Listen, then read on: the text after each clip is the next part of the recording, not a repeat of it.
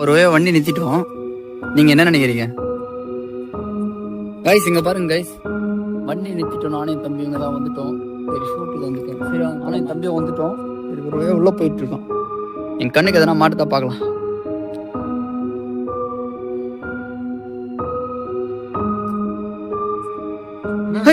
அங்க என்ன? ஹலோ, யாரு யாரு யாரு? தேவா, யாரு யாரு யாரு யாரு யாரு யாரு? தேவா, இதுக்காக தான் நம்ம வந்தோம். இன்னும் தடவை கிட்ட போலாமா? யாரு? ஐயோ,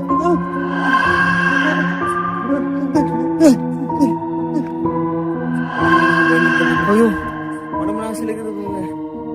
என்ன நம்மளுக்கு தான் ஓட்டவே மாட்டேங்குது.